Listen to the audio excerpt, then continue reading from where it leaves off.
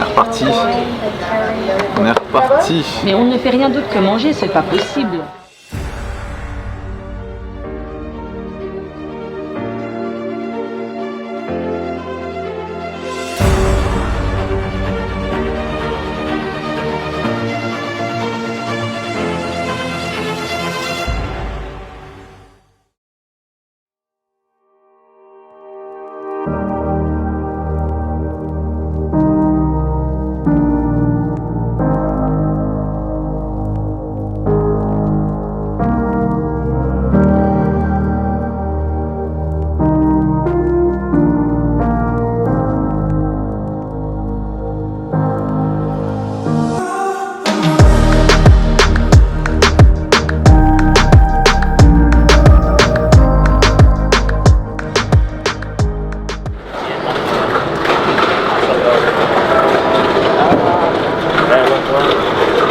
Hey, good morning.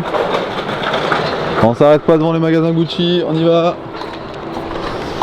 Nous voilà repartis pour un troisième jour à Florence. Cette fois-ci, on va faire une petite séance de shooting photo. Il en faut bien une, hein? Ouais, on vient d'en faire une devant la cathédrale Santa Maria del Fiore. Et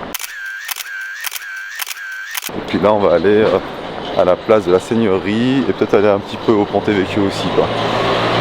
Donc réveil très tôt ce matin, ça a peu piqué. On s'est déjà réveillé plus tôt que ça. Hein. Ouais, mais je sais pas, là ça a piqué honnêtement. C'était dur, c'était très dur. On s'est réveillé, il était 6h30 pour moi. Ouais, 6h30 pour toi, 7h50 pour moi. J'ai un petit peu dormi. 6h50 Ouais, 6h50 c'est vrai. Et malgré ça, il y a beaucoup de monde dehors. En fait, aux premières lueurs, il n'y a pas moyen d'avoir la place de la cathédrale vide. À part peut-être à une période de l'année où le soleil se lève plus tôt, vers 6h du matin. Parce que le soleil se lève à 7h là en ce moment. Et à 7h, il y a déjà tous les marchands, tous les fourgonnettes qui sont déjà au centre, qui sont en train de livrer. Il y a déjà une ville quoi. Voilà, attention. Lui il nous écrase lui franchement. Il y a comme une balle là. Il arrive comme une balle et il est prêt à nous écraser. Et donc à 7h, il y a déjà beaucoup de monde. C'est pas pratique. C'est le Ponte Vecchio est encore vide quoi. Ouais. Et ça en journée c'est juste rempli de monde.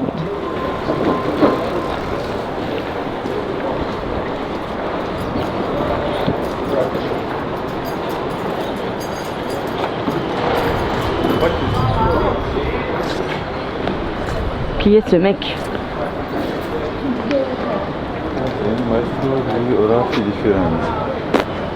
On ne dit pas qui c'est quoi.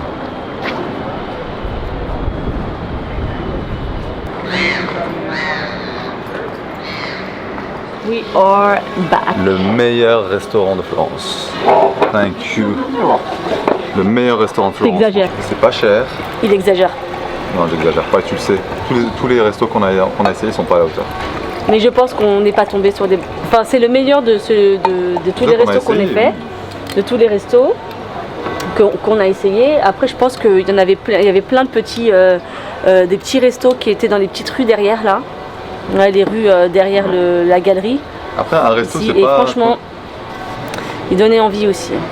Quand je dis le meilleur resto, un meilleur resto, ça s'évalue pas juste à sa bouffe, quoi. Bien sûr, la bouffe, c'est le critère number one, quoi. Il est éternué. Allez, fais-toi plaisir, vas-y. Crache tout ce que t'as.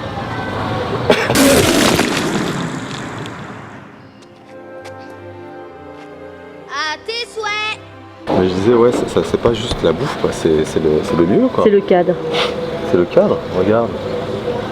T'arrives, t'as une terrasse facilement, tu bookes facilement, il faut booker. La dernière fois on est venu, on n'a pas booké, ils nous ont quand même laissé être sur la terrasse.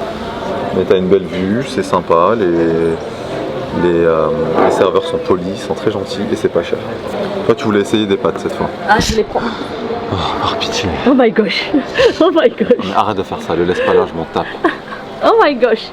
Mon dieu, si je le fais tomber, regardez-moi ça. Des raviolis au pesto, je sais plus quoi. J'ai déjà oublié. Voilà, attends, ça s'appelle Basil and Peanuts Tortelli. C'est fait maison avec des œufs frais. On a des anchois frits. Ouais, on a de la mozzarella et du bufala. à accompagner avec cette huile d'olive qui est géniale. Je crois qu'ils la vendent, on va en acheter.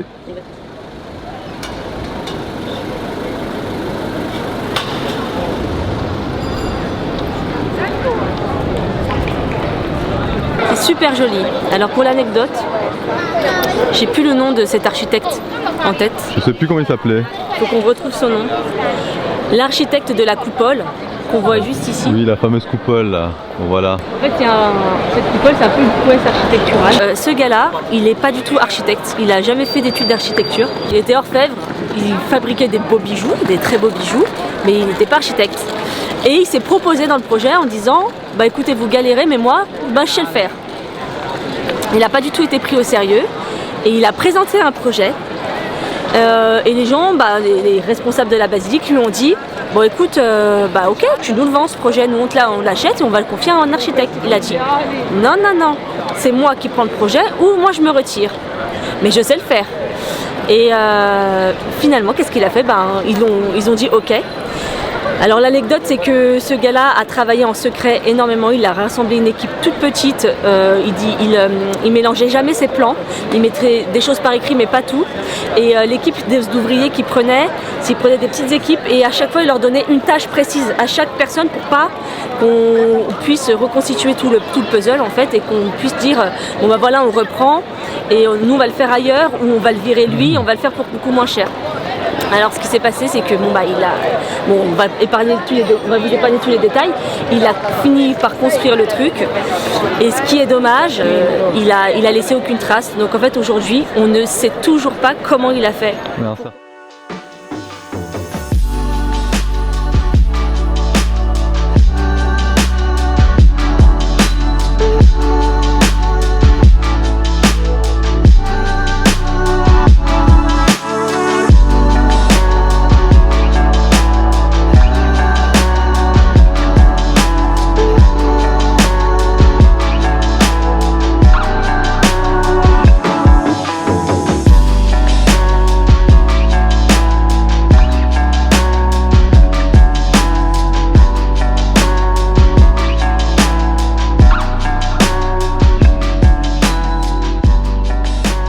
Aussi une route très sympa qui part de la place de la Seigneurie. Ça s'appelle Via dei Selci. Et c'est une route un petit peu, c'est une petite ruelle commerçante avec des bijouteries, des petites boutiques avec un petit peu tout et rien, on va dire. Voilà, il y a toutes sortes de boutiques. Quand je dis tout et rien, voilà, pour moi ça c'est rien. Ouais, tu vois pas pour moi. Ça c'est tout. Ça c'est la bouffe. Hein.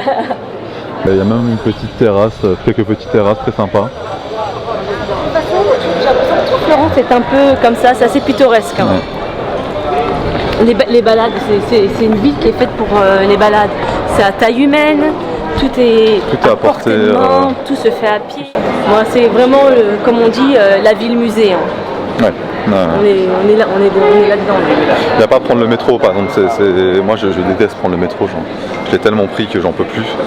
Oui, c'est assez agréable de se dire que tu peux te balader, tout faire à pied, sans aller prendre ton métro, ton train, un bus. Et puis il fait beau, quoi. Donc tu fais tout à pied au soleil, quoi. Donc on continue à prendre les petites ruelles. Donc voilà, c'est toujours des petites ruelles comme ça, très sympas. Très typique de l'architecture de Florence. Florentine. C'est l'atelier qui sert à faire des petites figurines Pinocchio. Donc je sais pas c'est quoi l'histoire de la boutique, je sais pas si c'est ici que les premiers Pinocchio sont sortis, j'en sais rien. Non. En tout cas elle a l'air ancienne. Ils font ce genre de choses, je pense, tu vois. Ouais. Ah oui, le grand Pinocchio qui est là. Du coup 990 €. Là on a des photos.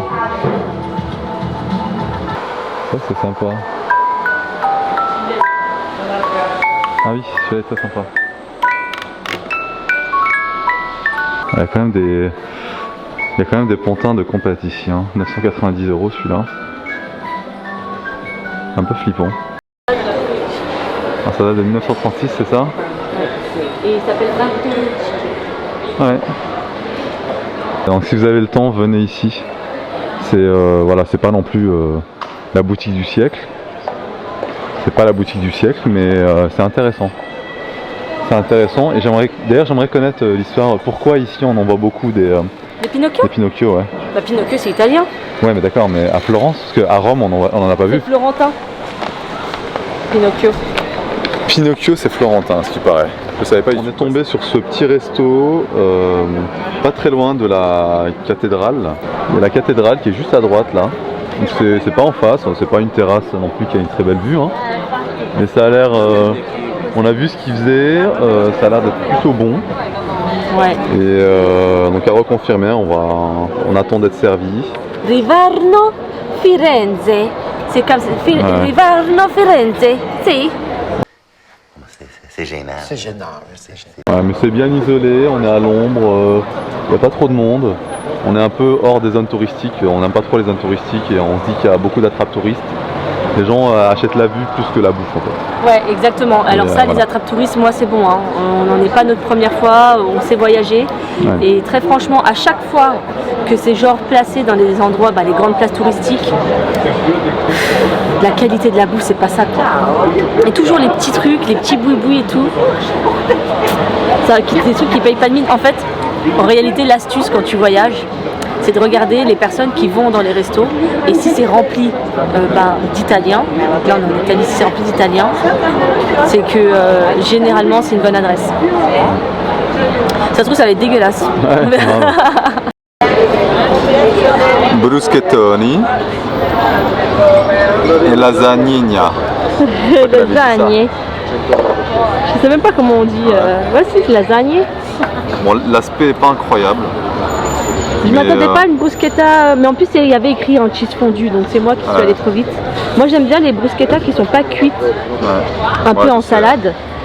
Donc bon, on verra bien. Hein, avec un peu d'huile d'olive dessus.